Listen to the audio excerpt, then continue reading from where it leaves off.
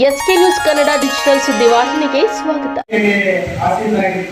ಎಲ್ಲ ಜನರ ಮೇಲೆ ಮುಖ್ಯವಾಗಿ ವೇದಿಕೆ ಮುಖಾಂತರ ಆಸೀನರಾಗಿರ್ತಕ್ಕಂಥ ನಿವೃತ್ತ ಹಿರಿಯರು ಮತ್ತೆ ನಮ್ಮ ರೈತ ಸಂಘದವರು, ಅಕ್ಕ ತಂಗಿಯರು, ಅಣ್ಣದ ಮಂದಿರ, ಪತ್ರಿಕಾ ಮಾಧ್ಯಮ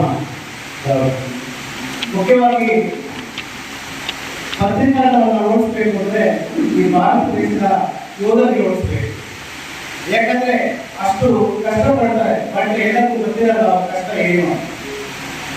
ಉಕ್ರೇನ್ ಮತ್ತು ರಷ್ಯಾ ನಡುವೆ ಯುದ್ಧ ನಡೆಯುವಾಗ ಪತ್ರಿಕಾ ಮಾಧ್ಯಮದಲ್ಲಿ ಹೋಗ್ಬಿಟ್ಟು ಅಲ್ಲಿಂದ ಬಾಂಬ್ ಸೌಂಡ್ ಬರ್ತಾ ಇದ್ರು, ಇಲ್ಲಿಂದ ನ್ಯೂಸ್ ಮಾಡ್ತಾರೆ. ಅದೇ ತರ ಅಮ್ಮ ಮತ್ತೆ ಇಸ್ರೇಲ್ ನಡುವೆ ನಡೀತಾ ಇರಬೇಕಾದ್ರೂ ಕೂಡ ನಮ್ಗೆ ಹಳ್ಳಿ ನ್ಯೂಸ್ ಬರುತ್ತೆ. ಅದರಿಂದ ಏನಿದೆ, ಅದರಿಂದ ಎಷ್ಟು ಕಷ್ಟಪಡ್ತಾ ಇದ್ದಾರೆ ಅನ್ನೋದನ್ನು ಕೂಡ ನಾವು ಯೋಚನೆ ಮಾಡಬೇಕು. ಮತ್ತೆ ನಮ್ಮ ಸಮೃದ್ಧಿ ಮಾಧ್ಯಮದ ಎಲೆಕ್ಷನ್ ಟೈಮಲ್ಲಿ ಕೂಡ ರಾತ್ರಿ 11 ಗಂಟೆವರೆಗೂ ನಮ್ಮ ಜೊತೆ ಇದ್ದು ಬೆಳಗ್ಗೆ 7 ಗಂಟೆಗೆ ಆಗ್ತಾ ಇದೆ. ಅದಕ್ಕೂ ಕೂಡ ಪತ್ರಿಕಾದವರಿಗೆ ನನ್ನ ಪರವಾಗಿ ನಿಮ್ಗೆ ಎಲ್ಲರಿಗೂ ಕೂಡ ಅಭಿನಂದನೆಗಳನ್ನು ಸಲ್ಲಿಸ್ತಾ ಇದ್ದೀನಿ. ಇದೇ ತರ ಒಳ್ಳೆ ಸುದ್ದಿಗಳನ್ನ ಜನರಿಗೆ ನೀವು ತಲುಪಿಸಬೇಕು ಅಂತ ಕೋರುತ್ತಾ ನನಗೆ 2 ನಿಮಿಷ ಟೈಮ್ ಕೊಟ್ಟರು. ನಾನು ಮಾತನ್ನು ಮುಗಿಸ್ತಾ ಇದ್ದೀನಿ. ಜೈ ಕರ್ನಾಟಕ.